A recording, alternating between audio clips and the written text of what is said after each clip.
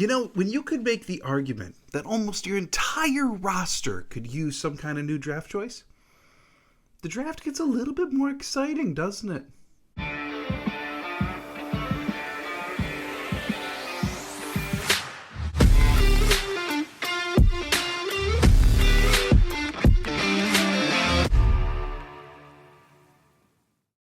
Welcome to another episode of Lombardi Time Brews. I hope you had an absolutely wonderful weekend. If you celebrate Easter, I hope it was a great time with family and friends. Today we are diving into the defensive roster. Yes, on Friday, took a step back. We stopped talking about prospects and talked about who is on the Packers 90-man roster as it stands. Where are the true needs? How high on the priority list are different positions for the Packers? Well, today we're flipping the script. We're doing the exact same thing with the defensive side of the ball. Looking at D-line, linebacker, edge, corner, safety. So ultimately, at the end of the day, this is a little bit different of a year, as I kind of alluded to in the intro. In past years, we've looked at the Packers roster like there's just a little hole here or a little hole here, and we can bank on the fact that they're at least going to try to address it. Unless you've been campaigning for a wide receiver in the first round for years, well, they just ignored you. But this year's a little different in that you can look across this roster, and I think ultimately at the end of the day, there's one spot on the roster, one position, maybe two, that you could say the Green Bay Packers won't make any picks there and be just fine. Now, that's looking ahead, right? It's not just for this year, because we know that the draft is the long-term investment, right? So one of the things that comes to mind in that kind of category is like, well, maybe O-line, but who knows? A number of those players' contracts are up within the next 2 years. David Bakhtiari is certainly question marks across the board if he's even going to be on past this year. So there's questions there. So I think you're looking at one, maybe two positions. One of them I'm going to talk about today at inside linebacker. The other is at corner. And even then, I think you're going to see the Packers pick a corner. So lots and lots of different questions with this roster, lots of holes to plug. Other just real general observations before I dive into the detailed work here. And one of them is that the Packers have done a really good job with the free agents that they've signed this year, which we all know. These have not been marquee free agents. These have not been expensive ones. These have not even been instantaneous starters that they've signed. But they have done a nice job with the cap that they've had available, going out and getting players that have ensured they're going to have flexibility on draft day. Edge is one of the most talked about positions, right? Are the Packers going to go get Myles Murphy? Lots of questions with edge, right? So the Packers said, well, we don't want to be pigeonholed into needing an edge, so they went and re-signed Justin Hollins for a year. At safety, sure, they re-signed Dallin Levitt, even though he's more special teams than anything, but they re-signed Rudy Ford to a one-year deal. And in addition to that, they brought in Tarvarius Moore from San Francisco on a one-year deal. So now safety is at least livable. I'm not saying it's great, but it's livable if the draft board doesn't fall in a way that safety presents itself as an appealing option. Even inside linebacker, re-signing Eric Wilson for 1 year. Nixon at corner, making sure that corner spot is solid. And I think the one area on this team that you can say the Packers didn't sign a free agent to stabilize it, at least on the defensive side of the ball, offense is a different story, on the defensive side of the ball, is probably the interior defensive line. It's possible they attempted to bring back Jerron Reed, but at the end of the day, we don't know.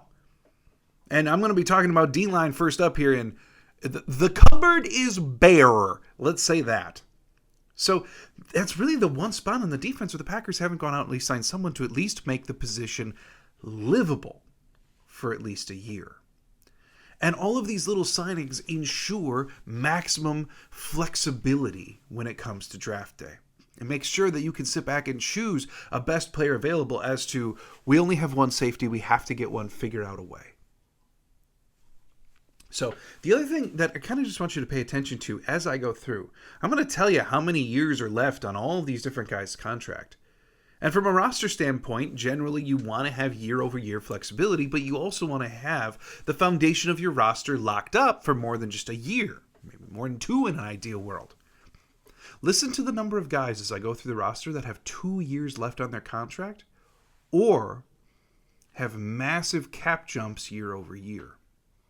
This is really, really important from a roster building standpoint. And if you're trying to figure out what the Packers are going to do in this year's draft, don't just look at the roster right now. Look at the 2024 roster. Even if you're trying to figure out the Packers' financials beyond 2023. 2024, they're also still going to be poor. 2025 is where the cap really begins to ease up. And that's only partially going to be determined on how they handle next year. And that's not all doom and gloom. Look, the Packers are going to figure it out. They've got a myriad of ways at their disposal to do it. But with the contracts the way that they are right now, on the books, right this millisecond, 2024 is a very tight year. So bear that in mind. Let's dive in. So looking at the defensive line, right? Obviously, you've got Kenny Clark. Kenny Clark, one of those guys with 2 years left on his contract. Entering his age 28 season, his cap numbers, as I was just mentioning, his leap from 12.9 this year to 27.4 in 2024. Now, to me, considering that he still is under the age of 30, they picked him way back when he was 20, just a little baby, that now, with a 27.4 cap number next year, plus money pushed out 3 years after that, Kenny Clark next offseason could very well be an extension candidate. I don't see the Packers just letting him ride out this contract and then letting him go at age 29. I just don't see it. So it's entirely possible. And now, moving on to the rest of the defensive line, you've got TJ Slayton, 2 years left on his contract, 26 years old, played 599 snaps this year. And then, of course, you have last year's first-round pick, the 28 pick, Devontae Wyatt. He's got either 3 or 4 years left on his contract, depending on if they exercise the fifth-year option well into the future. And he played 224 snaps this year. And there you go. Those are your 3 quote-unquote starters on the defensive line. And then after that,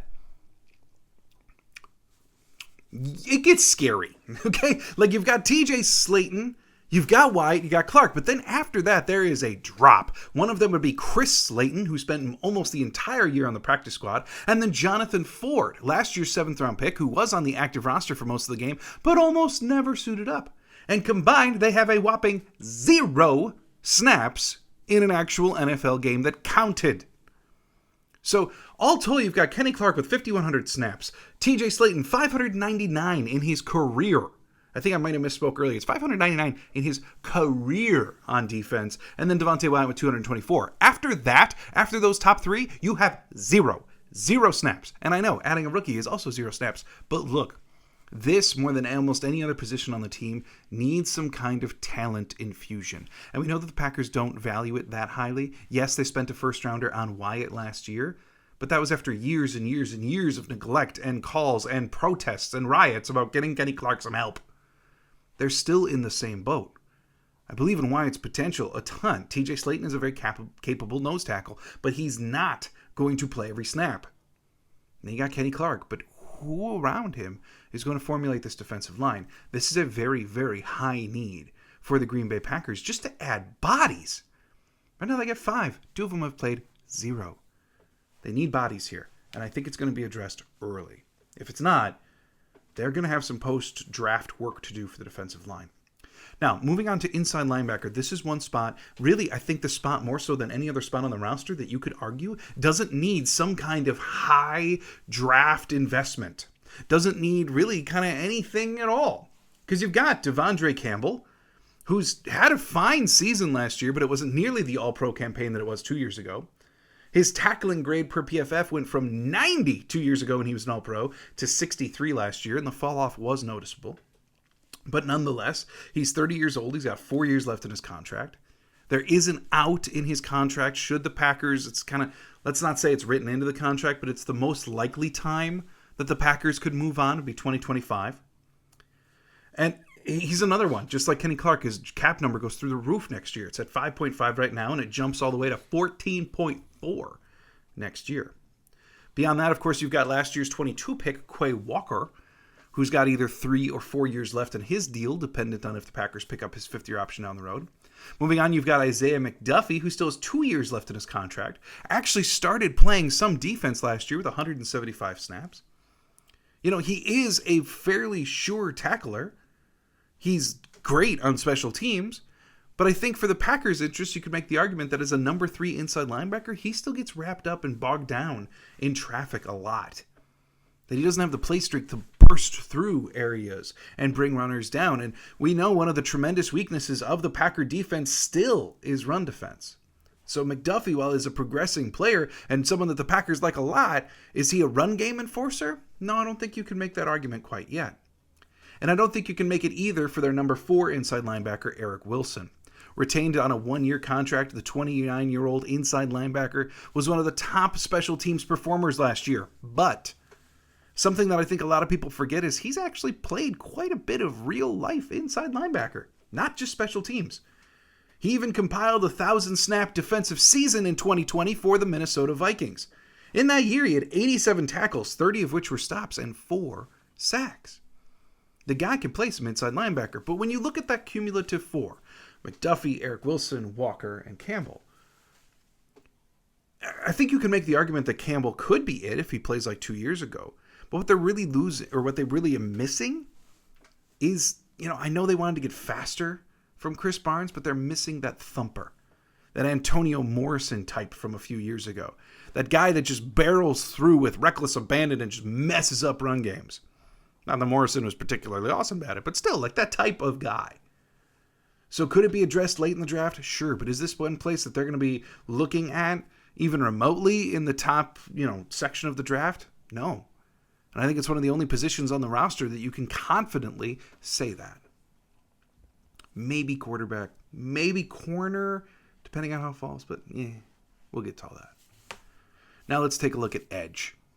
Now, one of the most talked about positions when it comes to premier draft picks. And part of that is just because of the value of choosing an edge player in the first round. And then you've got them on a cheap-ish contract for 4 years. So is there talk here of edge for the Packers? Certainly. We also know that the Packers love choosing pass rushers early in the draft. But this is also a position that kind of already has a plan-ish.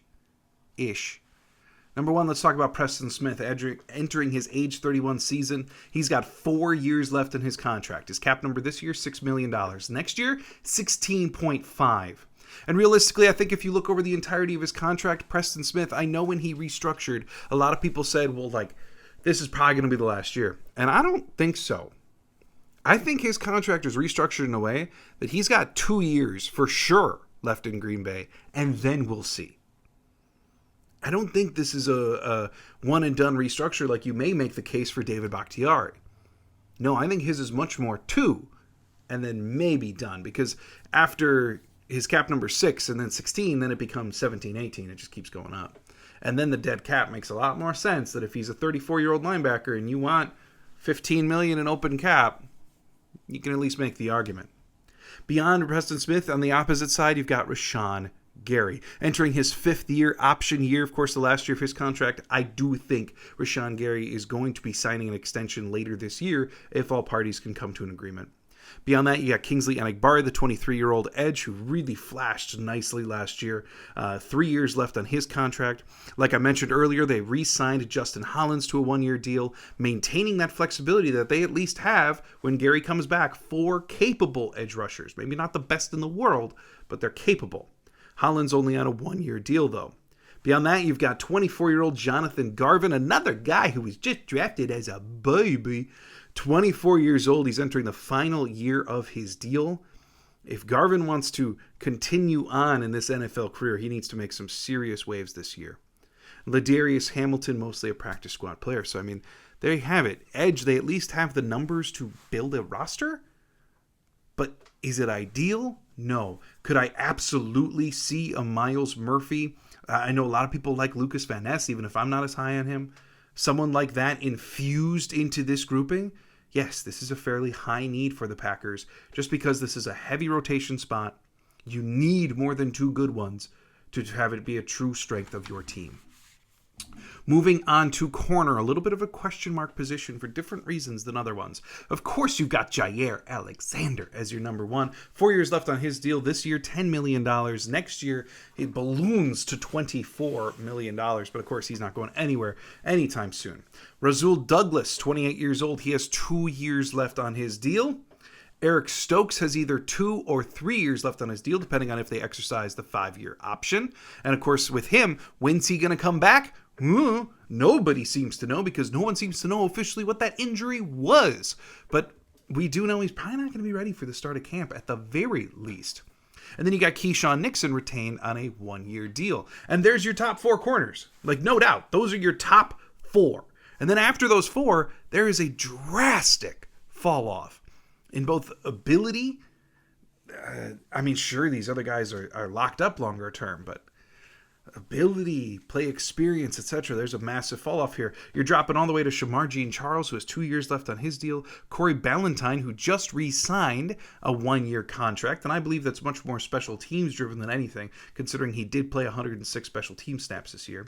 Keandre Thomas, Benji Franklin, Tyrell Ford are all predominantly practice squad types. So could I see a corner punched in here? Sure, but I could make the argument for corner a lot more in conjunction with the safety position. If you're drafting a corner, that means moving one of the guys to safety, such as potentially Rasul Douglas. This has been talked about a lot.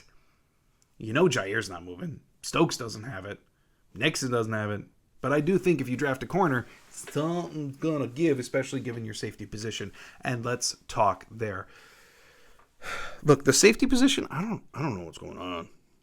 Okay, I understand. The Packers don't have any money. They're not going to go anybody. Maybe they'll re-sign Adrian Amos yet. Maybe. It's possible. Maybe they're just waiting until after the draft to re-sign Amos. But just listen to this roster, okay? Your 2 starting safeties, as it stands right now, Darnell Savage and Rudy Ford.